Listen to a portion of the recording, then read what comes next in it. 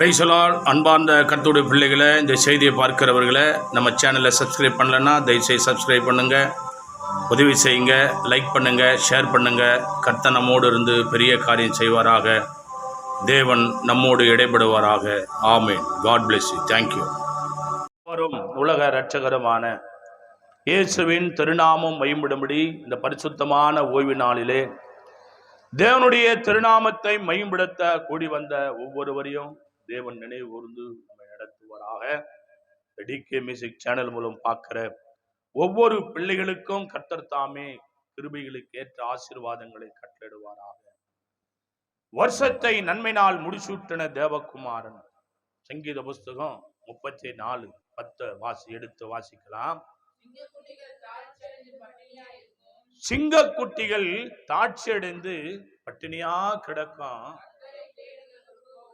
கர்த்தரை தேடுகிறவர்களுக்கு ஒரு நன்மையும் குறைபடாது. அல்லேலூயா. பிள்ளைகளே, நம்ம ரட்சிக்கப்படுவதற்கு தேவன் எவ்வளோ விலைக்கரியம் கொடுத்திருக்க. அப்போ அவர் சொல்லுகிற வார்த்தைகளை நம்ம கேட்டு நடக்கும் போதுதான் நமக்கு ஆசீர்வாதங்களை கர்த்தர் தருகிறார். இல்லையா? பரிசுத்தமுள்ள தேவ நாமம் மகிமைப்படும்படி கர்த்தரை தேடுகிறவர்களுக்கு என்ன இல்லையா, ஒரு நன்மையும் குறைவு. வாக்குத்தத்தம் கொடு. நீங்க ஒன்னா பாருங்க, இந்த இடத்துல தேவ சமூகத்துல சொல்றேன், தேவனை தேடுகிறவங்க வரப்போகிற அநேக காரியத்துல தப்பித்துக் கொள்ளுவாங்க. தேவனை தேடாதவங்க சிக்கிக் கொள்ளுவாங்க. ஏன்னா இஸ்ரவேல் ஜனங்களுக்கு தேவன் அப்படித்தான் கர்த்தருடைய கிருபையினாலே ஒவ்வொரு பாதையிலும் சொல்லி சொல்லி சொல்லி சொல்லி வழிநடத்தினார். அவங்க என்ன செய்யல? கர்த்தரை தேடுகிறவர்களுக்கோ ஒரு நன்மையும் குறைபடாது. வாசிக்கலாம் தேவ பிள்ளைகளே. மத்தேயு எழுதின சுவிசேஷ புத்தகம் 26ஆம் அதிகாரத்துல, மத்தேயு எழுதின சுவிசேஷ புத்தகம் 26 முதல் 28 வரை ஒரு வாசித்து பாருங்க. கேளுங்க. அவர்கள் போஜனம் பண்ணுகையில் இயேசு அப்பத்தை எடுத்து ஆசீர்வதித்து அதை பிட்டு சீஷர்களுக்கு கொடுத்து, நீங்கள் வாங்கி புசியுங்கள், இது என்னுடைய சரீரமா இருக்கிறது என்றார். பின்பு பாத்திரத்தை எடுத்து ஸ்தோத்திரம் பண்ணி கொடுத்து, எல்லாரும் இதிலே பானம் பண்ணுங்கள், இது பாவ மன்னிப்பு உண்டாகும்படி அநேகருக்காக சிந்தப்படுகிற புது உடன்படிக்குரிய என்னுடைய ரத்தமா இருக்குது. கரங்களை தட்டி அல்லேலூயா, அல்லேலூயா. அன்பான கர்த்தருடைய பிள்ளைகளே, இந்த செய்தியை பார்க்கிறவர்களே, நீ எங்கிருந்து இந்த செய்தியை பார்த்தாலும் சரி, நீ அமர்ந்து கேட்டிருந்தாலும் கர்த்தருடைய கிருபையினாலே ஆண்டவருடைய வார்த்தை, சீடர்கள் பந்தி இருக்கும்போது, என்னவா, சீடர்கள் பந்தி இருக்கும்போது அவர்கள் போஜனமான மண்டுகையில இயேசு என்ன செய்தாரு? அவர் இன்னும் மரிக்கல. தேவனுடைய மகா கிருபையினாலே சீடர்கள் வாழ்ந்த காலத்துல இந்த சப்ஜெக்ட் தேவன் சொல்லும் போது அவர் மரிக்கல. ஆனா மரிக்க போறாரு. என்ன தேவனுடைய மகா கிருபையினாலே, பரிசுத்த ஆவியானுடைய வல்லமையினால ஒரு அதிகாரம் 2 அதிகாரத்துல கர்த்தர் அவர் என்ன பண்ண போறாரு? மரிக்க போறாரு. அப்போ நடக்க போறதை சொல்றாரு. எப்ப சொன்னாரு? அவர் கிறிஸ்து பிறப்பதுக்கு கர்த்தர் வந்து எல்லாம் முடித்து மரித்த பிற்பாடு தேவனுடைய கிருபையினாலே இந்த சம்பவங்கள் நடக்கும்னு அவருக்கு தெரிந்ததனால அவரு உயிரோடு இருக்கிற நாள்ல சொல்றாரு. பிள்ளைகளே, நான் மரிக்க போறேன், ஆனா இந்த உலகத்தில் இருக்கிற நீங்க பாவத்திலிருந்து விடுதலை பெறணும்னா, இது எவ்வளவு பெரிய ஐஸ்வர்யா இருந்தாலும், எவ்வளவு பெரிய சீடனா இருந்தாலும், எவ்வளவு பெரிய வெளியேறப்பட்ட ஊழியக்காரனா இருந்தாலும், நீ அடிமட்டத்தில் ஏதோ ஒரு வேலை செய்யற ஒரு நல்ல மகனா இருந்தாலும், அவர் அன்பு ருசி பார்த்த பிள்ளைங்க என்ன செய்யணுமா? அவர் ரத்தத்தையும் சரீரத்தையும் பானம் பண்ணணும். ஏண்டான்னா உனக்கு பாவ மன்னிப்பு.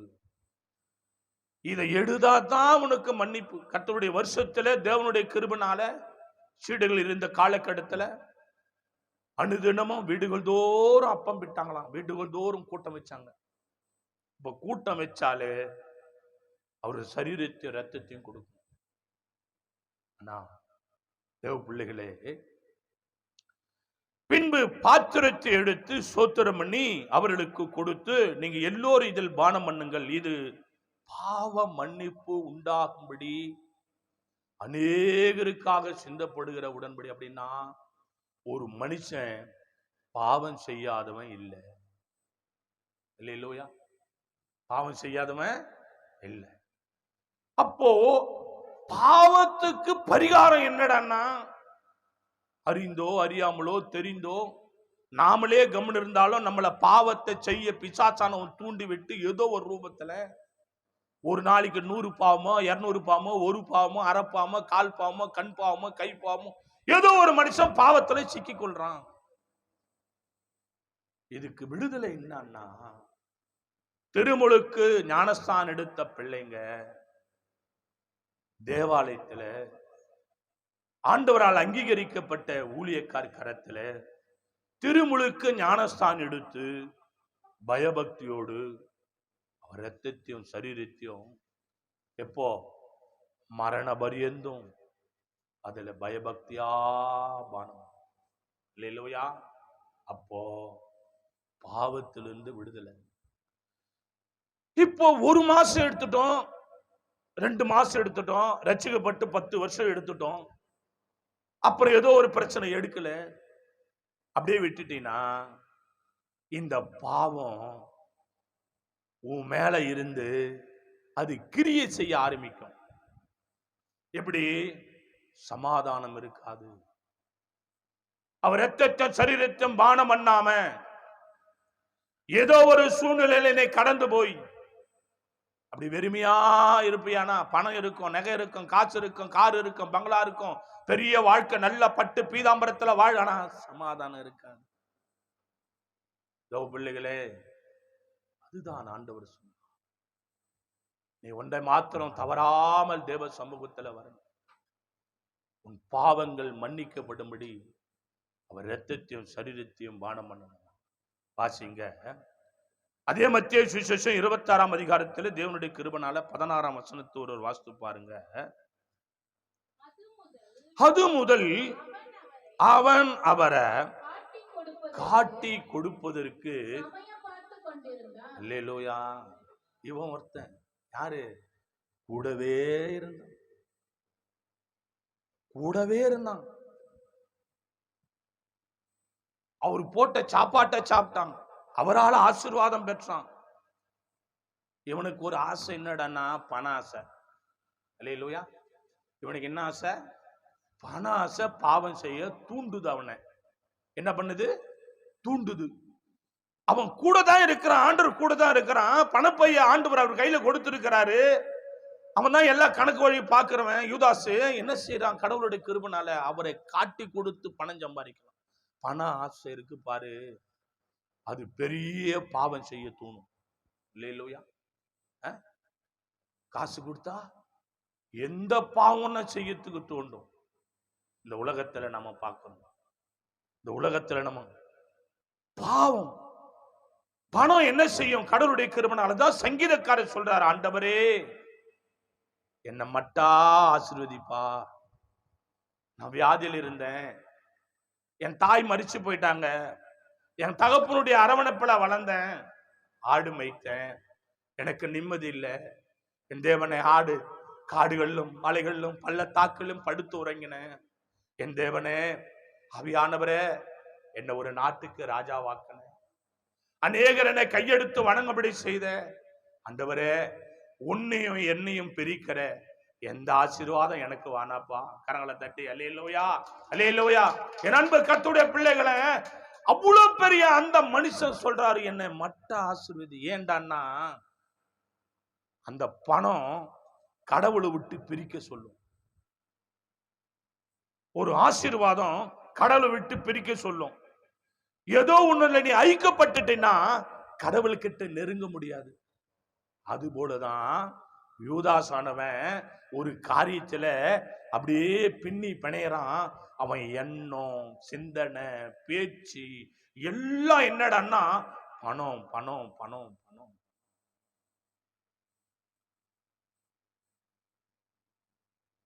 என்ன செய்தானா? அந்த சராசரங்களையும் படைத்த ஆண்டவரை காட்டி கொடுப்பதற்காக சமயம் பார்த்து கொண்டு சமயம் கிடைச்சா அவன் காரியத்தை ஜெயமாக்கணும். யோசிச்சு பாருங்க, வாசிங்க. அதே மத்தேயு சுவிசேஷம் 27:4-5 வாசிச்சு பாருங்களேன். என் அன்பு கர்த்தருடைய பிள்ளைகளே, குற்றமில்லாத இரத்தத்தை நான் காட்டி கொடுத்ததினால் பாவம் செய்தேன் என்றான். அதற்கு அவர்கள், எங்களுக்குன்னா அது உன்னோட பாடுன்னா. அப்பொழுது அவன் அந்த பணத்தை தேவாலயத்தில் இருந்து விட்டு புறப்பட்டு போய் செத்து போயிட்டான். அல்லேலூயா. பணம் பணம் சம்பாதிக்கணும், பணம் பணம் பணம் பணம் பணம் பணம் பணம்னா சாவு தான் வரும். யார் சொல்றது? வேதம் சொல்லுது. கூட இருந்த சீடன் தாங்க, ஆனா இவனை பிரிச்சிருச்சு. ஒரு காரியத்தில் நீ ஐக்கியப்பட்டு பின்னி பிணைந்து ஊறி போவாயானா உனக்கு மறுவாழ்வு கொடுத்த தெய்வத்தை நீ விட்டு விலகிடுவே. பிள்ளையே, அவர் ரத்தத்தையும் சரீரத்தையும் கூட உன்னை பானம் பண்ண விடாதபடி, அவர் தேவாலயத்தில் உன்னை வந்து அமரக்கூடாதபடி, தொழில் கொள்ளக்கூடாதபடி, செபிக்க கூடாதபடி உன்னை என்ன செய்யும்? பிரிச்சிடும். ஆனா நீ என்ன நிலைமையில இருந்த மனுஷன், நீ என்ன நிலைமையில இருந்த மகன் ஒரு கணம் சிந்திச்சு பாரு. ஆனா இங்க யூதாஸ் என்ன பண்ணான்? அந்த பணத்து மேல ஆசை வச்சதுனால தெய்வத்தையே காட்டி கொடுக்க துணிந்தான். ஆனா என்ன நடந்ததுன்னா சாவுதான் முடிஞ்சிச்சு. பிள்ளைகள, இன்னைக்கு எத்தனையோ பேர் அப்படிதான் ரட்சிக்கப்பட்டுட்டாங்க, ஞானஸ்தானம் எடுத்துட்டாங்க, சரியான வாழ்க்கை இல்லை. என்ன வாழ்க்கை இல்ல? சரியா தேவனை தேடுறது இல்லை. எதுலயோ ஒண்ணு போய் சிக்கிக்கின்னு மீள முடியாம இருக்கிறாங்க. கர்த்தருடைய பிள்ளையே, இது அநேகருக்காக சிந்தப்படுகிற என்னுடைய ரத்தம், பாவ மன்னிப்பு உண்டாகும்படி. அதனாலதான் மாதத்துல ஒரு முறையாயிலும் அவர் ரத்தத்தை நீ பானம் பண்ண வேண்டும். அப்படி நீ பானம் பண்ணும் போது உன் பாவங்கள் மன்னிக்கப்படுது. எத்தனை பேரு கரங்களை தட்டி தேவ சமூகத்துல, தேவ பிள்ளையே, கர்த்தருடைய பிள்ளையே, அவருடைய ரத்தம் எவ்வளவு விளையாடப்பட்டது, அது எங்க போனாலும் கிடைக்காது. நான் இந்த பாக்கியத்தை உன் வாழ்நாள் முழுவதும் விட்டு விடு. இல்லையா? வாசிங்க, யோவானுக்கு எழுதின நிருபத்திலே கர்த்தருடைய மகா கிருபையினாலே தேவ பக்தன் சொல்றாரு. யோவான் 6ஆம் அதிகாரம், தேவனுடைய பரிசுத்த நாமம் மேம்படும்படி யோவான் 6ஆம் அதிகாரம் 56 முதல் 57 வரை ஒரு வாசித்து பாருங்க. என் மாம்சத்தை புசித்து என் ரத்தத்தை பானம் பண்ணுகிறவன் என்னில் நிலைத்திருக்கிறான், நானும் அவனிலே நிலைத்திருக்கிறேன். ஜீவனுள்ள பிதா என்னை அனுப்பினது போலவும் நான் பிதாவினால் பிழைத்திருக்கிறது போலவும் என்னை புசிக்கிறவனும் என்னால் பிழைப்பான். கரங்களை தட்டி அல்லேலூயா, அல்லேலூயா. அன்பான தேவ பிள்ளைகளே, என் மாம்சத்தை புசித்து என் ரத்தத்தை பானம் பண்ணுகிறவன் என்னில் நிலைத்திருக்கிறான். அப்படின்னா நீ தேவாலயத்துல நிலைத்திருக்கணும், உன் பேரை பெருமைப்படுத்தணும். அப்படின்னா அவர் ரத்தத்தையும் சரீரத்தையும் பானம் பண்ற நாள மறக்கும். ஆனா எதுலயாவது ஒண்ணு சிக்கிக்கணும்னு வச்சுக்க, நிலைச்சிருக்க முடியாது. இன்னைக்கு இந்த கொரோனா வந்த நாள்ல இருந்து அநேகர் பாஸ்டர் ஆயிட்டாங்க, அநேகர் பாஸ்டர் அம்மா ஆயிட்டாங்க. சர்ச்சுக்கு போறது இல்லை, திருவிருந்தெல்லாம் எடுக்கிறது இல்லை. வீட்லயே 3 பேர் குடிக்கிறாங்க, 2 பேர் குடிக்கிறாங்க, அப்படியே ஜெபம் பண்ணிக்கிறாங்க, திருவிருந்து எடுத்துக்கிறாங்க. தேவ பிள்ளையே, கர்த்தர் உன்னை எவ்வளோ தூரமா கொண்டு போயிட்டாரு பத்தியா? உன்னை ஒரு தேவாலயத்துல கொண்டு போய் தேவனை ஆராதனை செய்யக்கூடாதபடி நீ எவ்வளவு கட்டில அகப்பட்டிருக்கிறாய் பாரு. யோசித்து பாரு தேவ பிள்ளையே. ஆனா ஆண்டவருடைய வார்த்தை, என் மாம்சத்தை புசித்து என் ரத்தத்தை பானம் பண்ணுகிறவன் என்னில் நிலைத்திருக்க. அவர்ல நிலைச்சிருக்கணும்னா நீ உன் வாழ்நாள் முழுவதும் உனக்கு எப்படிப்பட்ட வேலை இருந்தாலும், என்ன வேலை, எவ்வளவு பெரிய ஆசீர்வாதம் வந்தாலும், எவ்வளவு பெரிய காரியம் உனக்கு இருந்தாலும், அவருடைய நாளை நீ மறவாதபடி பயபக்தியா யோசிச்சு பாருங்க. எனக்கு ஒரு ஆச்சரியம். இந்த முஸ்லிம் சகோதரன், முஸ்லிம்களை பாருங்க, சென்னையில அந்த ரிச் ஸ்ட்ரீட்ல ஒரு முஸ்லிம் சகோதரர் ஒரு கடைக்கு போறோம், வெள்ளிக்கிழமை. அங்க போன உடனே அந்த தொழுகைக்கு உண்டான நேரம் வந்துடுச்சு. ஒருத்தர் வந்து 1 லட்சம் ரூபாய்க்கு அவரு அந்த மெட்டீரியல் வாங்க வந்துக்கிறாரு. நானும் அங்க போய் ஏதோ ஒரு பொருள் வாங்க போயிருக்கிறேன். அவரு கேஷோட நிக்கிறாரு. அவர் என்ன பண்ணாரு, ஷட்டரை மூடிட்டு ஒரு 10 நிமிஷம் வெயிட் பண்ணுங்க, நான் தொழுகைக்கு போயிட்டு வந்துடுறேன். இல்லை சார், நான் வேற எங்கன்னா போவேன். பரவாயில்ல போங்க. எவ்வளோ வருமானம்? எவ்வளோ வருமானம்? 1 லட்சம் ரூபாய் வருமானம். நானும் அங்க நிற்கிறேன். தேவ பிள்ளையே, அந்த மனுஷனுடைய கடவுள் பக்தி பாத்தியா? உன் பக்தியை பாரு. அந்த சராசரம் படைத்த தெய்வத்தின் மேல நீ வைத்திருக்கிற பக்தி, காணிக்கு போட கூட எழுந்து போட முடியல நம்மளால. இல்ல, கர்த்தருடைய கிருபை, அவ்வளவு பக்தி நம்மள வளர்ந்துட்டு இருக்கிறோம். எழுந்து நின்று தேவனிடத்துல ஒரு 5 நிமிஷம் நிக்க முடியல, முட்டி செத்து போகுது.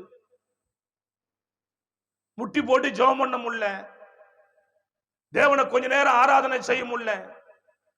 யோசிச்சு பாரு, அவர் பக்தி பாத்தியா? கர்த்தருடைய பிள்ளையே, நீ மன வருத்தப்பட்டு சொல்லல. கர்த்தருடைய பிள்ளை, நீ தெய்வ பயத்துல இன்னும் வளர்ந்து வரணும். தேவனுடைய கிருபைனால தேவனை நீ எந்த சூழ்நிலையும் மன வேதனை படுத்துறபடி நீ ஒரு நாளும் வாழக்கூடாது. ஏன்னா நம்மெல்லாம் ஒரு காலத்துல எப்படி இருந்தோன்னு நமக்கு தான் தெரியும். கர்த்தருடைய பிள்ளைகளே, இன்னைக்கு ஆண்டவர் நம்மளை இப்படி வச்சிருக்கிறாருன்னா அவர் உள்ளம் குளிரும்படிதான் நம்ம இருக்கணுமா தவிர கோபப்படுற மாதிரி இருக்கக்கூடாது. சகோதரனை பார்த்து ஆச்சரியப்பட்டேன். எப்படியா இந்த பிள்ளைகளை 1 லட்சம் ரூபாய் வருமானம். சார், நான் வேற எங்கன்னா போய் வாங்கிக்கிறேன். பரவாயில்லன்றாரு. போ, எனக்கு என்ன இருக்குது? அவருக்கு என்ன தான் முக்கியம்? தொழுது கொள்ளணும், தேவனை தேடணும், ஆண்டவரை தொழுது கொள்ளணும். உனக்கு இருக்குது அந்த பக்தி? திருவந்த நாள் வரமாட்டேன்ற, வாரத்துல ஒரு நாள் வர, மீதி நாள் வரமாட்டேன்ற. ஆண்டவருடைய பரிசுத்த நாமம் மகிமைப்படுவதாக. கர்த்தருடைய பிள்ளைகளே, வாசிங்க. 1 யோவான் எழுதின புஸ்தகத்துல ஆண்டவர் இன்னும் கொஞ்சம் வெளியேறப்பட்ட தேவன் சொல்றாரு. 1 யோவான் 1ஆம் அதிகாரம் 7ஆம் வசனத்தை வாசிச்சு பாருங்க. அவர் ஒளியில் இருக்கிறது போல நாமும் ஒளியிலே நடந்தா ஒருவரோடு ஒருவர் ஐக்கியப்பட்டு இருப்போம். அவருடைய குமாரனாகிய இயேசு கிறிஸ்து ரத்தம் சகல பாவங்களை நீக்கி நம்ம சுத்திகரிக்கும். கரங்களை தட்டி அல்லேலூயா, அல்லேலூயா. சகல விதமான பாவங்களும் என்ன செய்றாராம்? சுத்திகரிக்கும். கர்த்தருடைய பிள்ளைகளே, ஆனா இந்த மனித இனங்களை படைத்ததுக்காக ஆண்டவர் ஒரு இடத்துல மனஸ்தாபப்பட்டார்.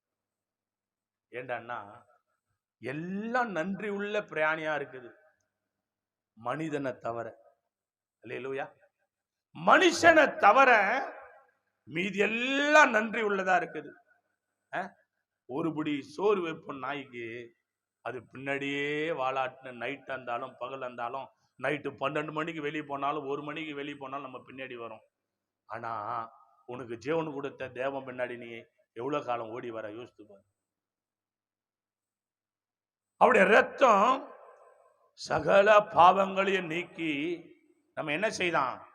சுத்திகரிக்குது, உன்னை பரிசுத்தப்படுத்துது, உன்னை ஆசீர்வதிக்குது.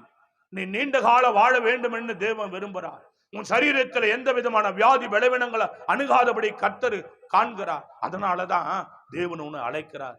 அழைத்து என்ன செய்யறாரு? அவர் இரத்தத்தின் சரீரத்தின் பரிசுத்தத்தோடு பானம் பண்ணுவார்.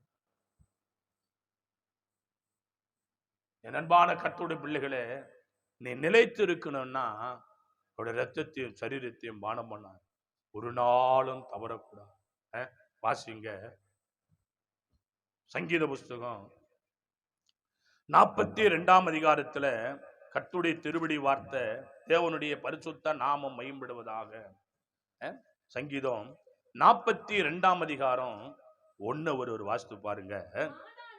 மானானது நீரோடைகளை வாஞ்சித்து கதவுறது போல தேவனே என் ஆத்துமா வாஞ்சித்து. அப்போ அந்த மானு காட்டுல வாழுது. அது என்ன பண்ணுது? நல்லா மேயுது. நல்ல புல்லுள்ள இடங்கள் எல்லாம் அந்த கர்த்தருடைய கிருபையால மானு நல்லா மேய்ந்து கொழு கொழு கொழுன்னு இருக்கு. ஆனா அது அதிகமான ஆகாரத்தை சாப்பிட்டதனால தண்ணி தாகம் ஏற்படுது அந்த மானுக்கு. இப்போ அந்த மானுக்கு தண்ணி வேணும். தண்ணி நிறைந்த இடத்துல அந்த மானு போய் தண்ணி குடிக்க போகுது. ஆனா கொடிய மிருகங்கள் எல்லாம் தண்ணி ஓரத்துல தான் படுத்திருக்கு. ஏண்டா தண்ணி தாகம் எடுத்தா மிருகம் எல்லாம் இங்கதான் வரணும். அப்போ அதை அடிச்சு சாப்பிட வசதியா இருக்குன்னு கொடிய மிருகங்கள் எல்லாம் அங்க படுத்துன்னு இருக்கு. இந்த மானு ஜோம் பண்ணு. மானானது நீரோடைய வாஞ்சித்து கதறுவது போல இந்த மானு, ஆண்டவரே என்னை படைத்தவரே, என் பசியை ஆற்றினவரே, இப்ப எனக்கு தாகம் எடுக்குது, நான் தண்ணி பருக போறேன். என்னை விட கொடிய மிருகங்கள் எல்லாம் படுத்து இருக்கும். அதுங்க கண்களுக்கெல்லாம் என்ன மறைச்சு நான் தண்ணி குடித்து கரையேறி நான் எப்பவும் கர்த்தர் இருக்கிற இடத்துல வருமட்டும் என்னை காத்து கொள்வீரான்னு சொல்லி ஜெபம் பண்ணு. அல்லேலூயா. பிள்ளைகளே, அன்றைய பிள்ளைகளே, இந்த உலகத்துக்குள்ள நம்ம வாழும்போது அநேக இடங்களிலே பாவ கரைகளெல்லாம் நம்மை தீட்டுப்படுத்திக் கொள்கிறோம். எண்ணத்துல, கண்ணுல, சிந்தையில, நம்ம யோசிக்கிறதுல, நம்ம நினைக்கிறதுல அநேக காரியங்களை நம்ம பாவத்தில் அகப்படுறோம். பாவம் செய்யாதவன் உலகில் ஒருவனும் கிடையாது. பாவ கரைகளை கழுவ வேண்டும் என்றால் ஒரு பரிசுத்த இரத்தத்தை நாம் பானம் பண்ண வேண்டும். அது ஒவ்வொரு மாதமும் உனக்கு ஐக்கியப்பட்டதான தேவ சபையிலே போய் உன்னை சுத்திகரித்து பாவ மன்னிப்புக்கு உண்டாகி நீ ஜெபம் செய்து உன் வாயறிக்கை செய்து தேவனை நோக்கி முறையிடும் போது தேவன் பெரிய காரியங்களை செய்கிறவராக இருக்கிறார். வாசிக்கலாம். சங்கீதம் 51ஆம் சங்கீதம் 11ஆம் வசனத்தை ஒரு வாசித்து பாருங்க. உமது சமூகத்தை விட்டு என்ன தள்ளாமலும் உன் பரிசுத்த ஆவியை என்னிடத்திலிருந்து எடுத்துக்கொள்ளாதுன்னு சங்கீதக்காரர் சொல்றார். அப்போ கர்த்தருடைய கிருபையால நீ பாவத்தின் மேல பாவம் செய்து கொண்டு பரிசுத்தம் இல்லாம அவர் ரத்தத்தில் சரீரத்தம் பானம் பண்ண நீ தகுதி இல்லாம நீ மனமோன போக்குல போய் கொண்டிருந்தா உன் மேல இருந்து முதல்ல பரிசுத்தாவி எடுத்துடுவார். இல்லையா? எது எடுப்பாரு? பரிசுத்தாவிய. நீ எல்லாம் பண்ணுவ, பரிசுத்தாவில நிரம்பணும்னா கூட உன்னால நிரம்ப முடியும். தேவ பிள்ளையே, பரிசுத்தாவி எங்கன்னா பணம் கொடுத்து வாங்க முடியுமா? ஆன்லைன்ல ஆர்டர் பண்ண முடியுமா? நைட்டு 1 மணிக்கு, நைட்டு 12 மணிக்கு எல்லாத்தையும் நூலு, பேனா, பென்சில் எல்லாம் கூட ஆன்லைன்ல ஆர்டர் பண்றோம், வந்துடுது வீட்டை தேடி. தேவ பிள்ளைகளே, அது போல பண்ண முடியுமா? பரிசுத்தாவி பெற முடியுமா? முடியாது. ஏன்? அதுக்கு ஒரு தகுதி வேணும். கர்த்தருடைய கிருபையினாலே உனக்கு கொடுத்தார். அதுபோல சவுலுக்கு பரிசுத்த ஆவியை கர்த்தர் கொடுத்தார். ஆனா ஆண்டவருக்கு அவன் கீழ்ப்படியாததுனால அதை எடுத்துட்டார். தேவ பிள்ளையே, அப்போ நீ கூட தேவ சமூகத்திலே கர்த்தருடைய மகா கிருபையினால் இந்த செய்தியை பார்க்கிற பிள்ளைகளே, பரிசுத்த ஆவிக்கு விரோதமான காரியங்களை செய்யாதபடி பரிசுத்த ஆவியானவர் உன்னிலிருந்து எடுத்து போடாதபடி உன்னை நீ என்ன செய்யணும்? உன்னை காத்துக்கணும். யோசிச்சு பாருங்க, எத்தனை பேர் எவ்வளவு நேரம் பரிசுத்த ஆவியில நிரம்புறோம்? நிரம்பி ஜெபிக்கிறோமா? ஆதியில் இருந்த பரிசுத்த ஆவியானவர் இருக்கிறார நம்ம மேல? ஒரு சிலருக்கு தான் அந்த கிருபை, அந்த பரிசுத்த ஆவியானுடைய வல்லமையோடு தேவ கிருபினாலே. அதுதான் சங்கீதக்காரி ஜெபிக்கிறாரு, உமது சமூகத்தை விட்டு என்ன தள்ளாமலும் உமது பரிசுத்த ஆவி என்னிடத்திலிருந்து எடுத்துக்கொள்ளாமலே இருக்கும். தேவ சமூகத்தை வாசிங்க, 12 வாசித்து பாருங்க. உமது ரட்சணத்தின் சந்தோஷத்தை திரும்பவும் எனக்கு தந்துடலாம், உற்சாகமான ஆவி என்னல தங்குபடி செய்வீராக. கரங்களை தட்டி அல்லேலூயா, அல்லேலூயா, அல்லேலூயா. ரட்சணை என்ன? சந்தோஷம். அப்படிப்பட்ட சந்தோஷத்தின் ஆவி எனக்கு தாங்க ஆண்டவர். தேவ பிள்ளைகளே, எல்லாம் நம்ம வீட்டுல இருக்கும், சந்தோஷம் இருக்காது. எல்லாம் நம்ம வீட்டுல இருக்கும், சமாதானம் இருக்காது. தேவ பிள்ளையே, சந்தோஷத்தை கொடுக்கிறவர் ஆண்டவர், சமாதானத்தை கொடுக்கிறவர் ஆண்டவர், பரிசுத்த ஆவியை கொடுக்கிறவர் ஆண்டவர், பொறுமையை கொடுக்கிறவர் ஆண்டவர், வருமானத்தை கொடுக்கிறவர் ஆண்டவர், உன்னை வழிநடத்துகிறவர் ஆண்டவர், உன் போக்கையும் வரத்தையும் பாதுகாக்கிறவர் ஆண்டவர். அநேக காரியங்கள் அவரிடத்திலும் தான் நமக்கு வருதா தவிர சுயமாக நம்ம ஒன்னும் பெற முடியும். அதுதான் கர்த்தருடைய கிருபையினாலே சங்கீதக்காரர் சொல்றார், ரட்சணத்தின் சந்தோஷத்தை திரும்ப எனக்கு தந்து உற்சாகமான ஆவி என்னிலே நிலைவரப்படுத்தும் ஆண்டு. உற்சாகமான ஆவி, அல்லேலூயா. அது ஆரம்பத்தில் இருந்திருக்கும். என்ன ஒரே பயங்கர உற்சாகமா இருப்போம் ஊழியம் செய்யறதுக்கு. ஞாயிற்றுக்கிழமை எப்போ வரும்? தேவனுடைய கிருபையினால எந்த ஊழியம் செய்யணும், என்ன பண்ணணும், ஏது பண்ணணும், அப்படியே கொஞ்சம் அப்படியே ரொம்ப நல்ல உற்சாகமா இருப்போம். ஆனா வர வர வர வர ஸ்கூல்ல பிள்ளைங்க ஸ்லைட்ல பலப்பத்துல எழுதும் போது பலப்பம் தேஞ்சினே வர மாதிரி நம்ம சந்தோஷம் தேஞ்சு போயிடும். அல்லேலூயா. கடவுளுடைய சாக் பீஸ்ல போர்ட்ல வாத்தியார் எழுதுவாரு, சாக் பீஸ் எழுத எழுத எழுத எழுத எழுத பெரிய சாக் பீஸ் அப்படியே தேஞ்சு போயிடும், போட்டுருவாரு கீழே.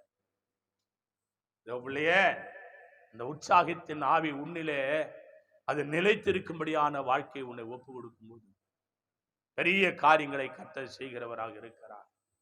வாசிங்க, ஒரு மனுஷனை பார்க்கலாம். யோனாவின் புஸ்தகத்திலே கர்த்தருடைய மகாபெரிய கிருபையினாலே தேவன் நம்மோடு இடைபடுவாராக. யோனா 1ஆம் அதிகாரம் 2, 3 ஒரு வாசித்து பாருங்க.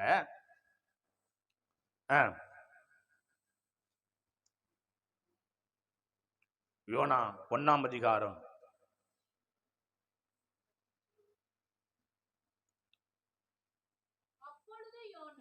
தேவனுடைய மகாபெரிய கிருபையினாலே யோனா 1ஆம் அதிகாரம் 2ஆம் அதிகாரம் 2, 3 ஒரு வாசிக்கலாம். நீ எழுந்து மகாநகரமாகிய நினிவேக்கு போய் அதற்கு விரோதமாக பிரசங்கி அவருடைய அக்கிரமம் சமூகத்தில் வந்து எட்டினது என்றார். அப்போது யோனா கர்த்தருடைய சமூகத்து நின்று விலகி தர்ஷீசுக்கு ஓடி போகும்படி எழுந்து யோப்பாவுக்கு போய் தர்ஷீசுக்கு போகிற ஒரு கப்பலை கண்டு கூலி கொடுத்து தான் கர்த்தருடைய சமூகத்தின்று விலகும்படி அவளுடனே தர்ஷீசுக்கு போக கப்பல் ஏறினான். கரங்களை தட்டி அல்லேலூயா, அல்லேலூயா. அன்பான கர்த்தருடைய பிள்ளைய, ஆண்டவர் உன்னோட பேசுகிறவராக இருக்கு. ஆண்டவர் என்ன பார்த்து ஒரு வார்த்தை சொல்றாரு. என்னன்னு? தேவ பிள்ளைய, நீ எழுந்து மகாநகரமாகிய நினிவேவுக்கு போய் அதுக்கு விரோதமா பிரசங்கம் பண்ணு. உன்னை கொண்டு ஒரு காரியம் செய்யும்படி உன்னிடத்துல ஒரு ஊழியத்தை கர்த்தர் கொடுக்கிறாருன்னா அதுல சுயம் வரக்கூடாது.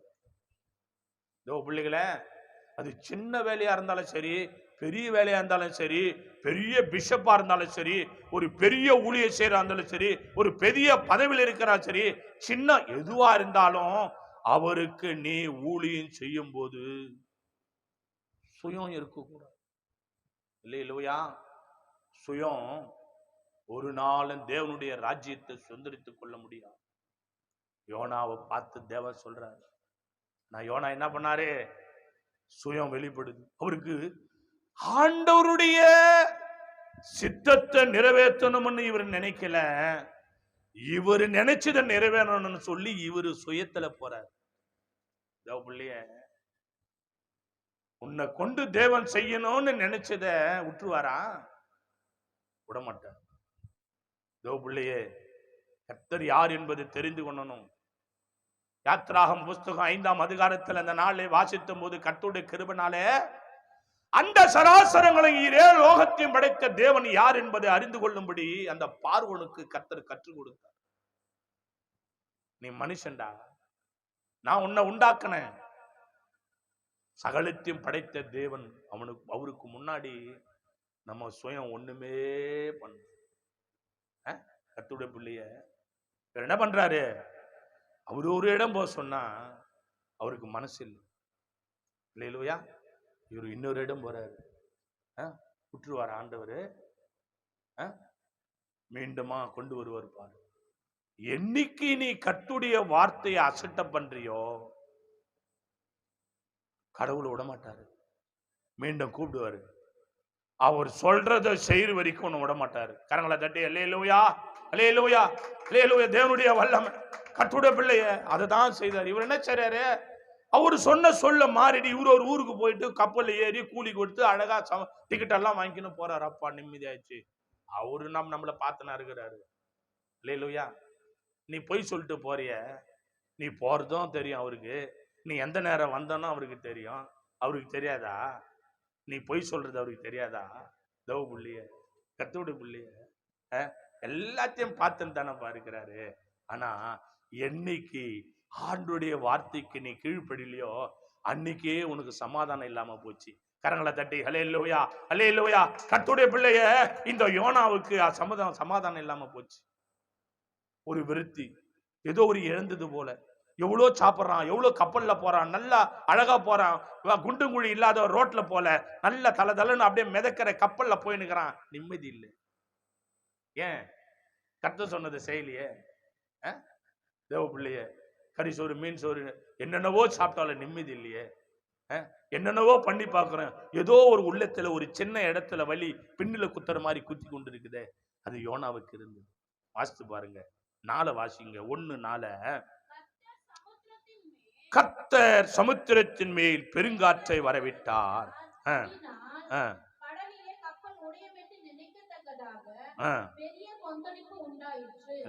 என்ன உண்டாச்சா? கீழ்ப்படியாததுனால கொந்தளிப்பு, சமாதானம் இல்லை. இல்லையா? என்ன இல்ல? சமாதானம் இல்லை யோனாவுக்கு. கப்பல் ஏற்றாரு கடவுளுடைய கிருபைனால. ஆனா நீ போற பிரயாணத்துல தேவனுக்கு பிரியம் இல்ல, சமாதானம் இல்லை. கர்த்தருடைய கிருபையில இப்ப கப்பல் என்ன பண்ணுது? சாதாரணமா ஆடுறத காட்டிலும் ஒன்னும் அதிகமா ஆடுது. இல்லையா?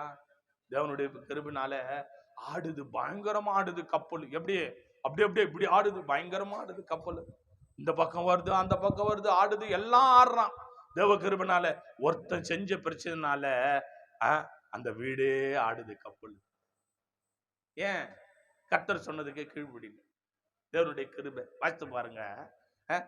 அது யோனா 1:14 வாசித்து பாருங்க. அப்பொழுது அவர்கள் கர்த்தரை நோக்கி கூப்பிட்டு, கர்த்தாவே, இந்த மனுஷனுடைய ஜீவன நிமித்தம் எங்களை அழித்து போடாதையும், குற்றமில்லாத இரத்த பழி எங்க மேல சுமத்தாதையும். தேவரீர் கர்த்தர் உமக்கு சித்தமா இருக்கிறபடி செய்கிறீர் என்று சொல்லியே போதும், போதும். கர்த்தருடைய கிருபை. இல்லையா? ஒரு மனுஷன் உள்ள இருக்கிறான், தீட்டுப்பட்டவன், ஆண்டவருக்கு கீழ்ப்படியாதவன். அப்போ இந்த ஒரு மனுஷ நிமித்தம் அந்த கப்பல் இருக்கிற எல்லாருக்கும் பிரச்சனை. அல்லேலூயா. யோசித்து பாருங்க, தேவ பிள்ளைய, உன் கடவுள் செய்யற பிள்ளையா, தேவனுடைய திருநாமம் மைம்படும்படி சொன்ன வார்த்தைக்கு கீழ்படியாம இந்த மனுஷன் பிரயாணப்பட்டு போன பிரயாணத்துல சமாதானம் இல்லை. கப்பல் ஆடுது. மக்கள் எல்லாம் ஜெபம் பண்றாங்க, ஆண்டவரே குற்றமில்லாத இரத்த பலி எங்கள் மேல வராதபடி காத்துக்கொள்ள ஆண்டவர். யோனாவை தூக்கி என்ன பண்றாங்க? சமுத்திரத்துல போ.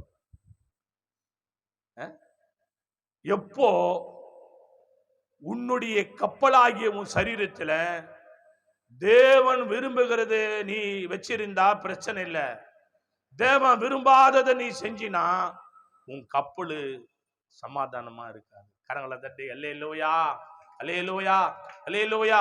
என் அன்பான தேவ பிள்ளைகளை தூக்கி சமுத்திரத்துல போடுறாங்க. வாசிங்க 17 வாசி பாருங்க. யோனா 1:17. யோனாவை விழுங்கும்படி ஒரு பெரிய மீனை கர்த்தர் ஆயத்தப்படுத்தியிருந்தாரு.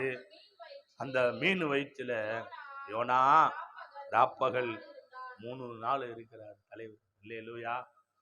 சந்தோஷமா வாழ வேண்டியவன் நாத்து முடிச்ச இடத்துல 3 நாள் போடுறாரு ஆண்டவர். அல்லேலூயா. அந்த இடத்துல பிரயாணப்பட்டு போன அந்த பிரயாணத்துல உனக்கு சமாதானம் இல்லை. அட ஏண்டா வந்தமோன்னு போச்சு, ஐயோ பெரிய தொல்லையா போச்சு. ஆண்டவர் என்ன சொல்றான், இந்த மனுஷன் மீனை தொட்டாவே நாத்தடிக்குத, மீன் வயிற்றுக்குள்ள இருந்தா எப்படி இருக்கும் யோசிச்சு பாருங்க. அது என்ன மீன்? சின்ன மீனா? பெரிய மீன், கடாயில போட்டு வறக்க முடியாத மீன். அல்லேலூயா. எந்த தவாவில போட்டாலும் வறக்க முடியாத மீன். என் அன்பு தேவனுடைய பிள்ளைகளை, பெரிய மீன் வயிற்றுல எத்தனை நாள் இருந்தாரு? 3 நாள் இருக்கிறான். தேவ பிள்ளைகளை உற்றுவார ஆண்டவர், கர்த்தருடைய கிருபை. அங்கிருந்து தேவனுடைய கிருபைனால மீனின் வயிற்றில யோனா ராப்பகல் 3 நாள் இருந்தான். அன்பு பிள்ளைகளை, கர்த்தர் சொல்ற வார்த்தையை கேட்டு அவர் சொல்றபடியே நீ நல்லா வாழ்ந்தினா உனக்கு எந்த சேதாரம் கிடையாது. அப்போ எந்த பிரச்சனையும் கிடையாது. நீ சுயத்துல உன் மன விருப்பத்துல நீ போன பாதையில ஆண்டவர் வரணும் அப்படின்னு நினைச்சா, என் அன்பு கர்த்தருடைய பிள்ளையே, உன்னை பிரிக்கிறது எது தெரியுமா? தேவனிடத்திலிருந்து பிரிக்கிறது எது தெரியுமா? அந்த சுயம்.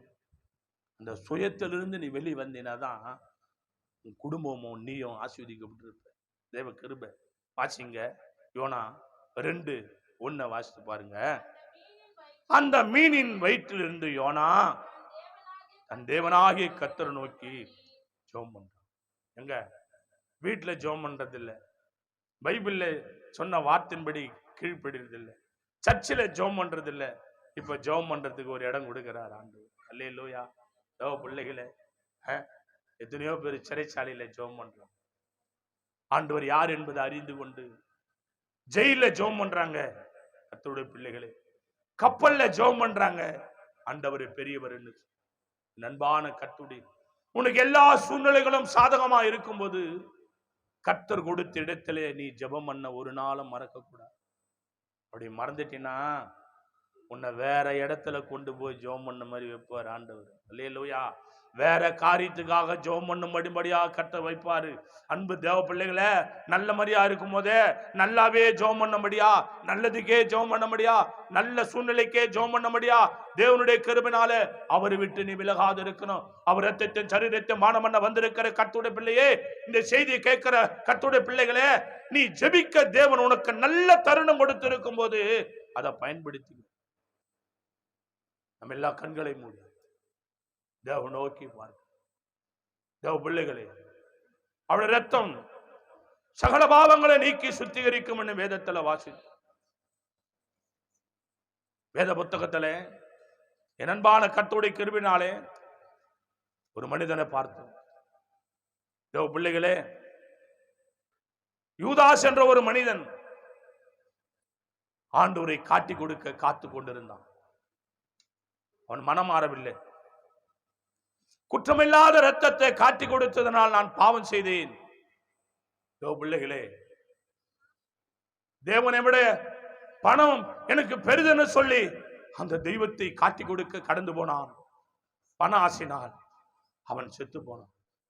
தேவ பிள்ளையே, கர்த்தருடைய பிள்ளையே, அதான் சங்கீதக்காரர் சொன்னாரே, ஆவியானவரே மட்டாச்சிருதி உன்னை விட்டு பிரிக்கிற எந்த ஆசீர்வாதம் எனக்கு வேணாம் ஆண்டவரே.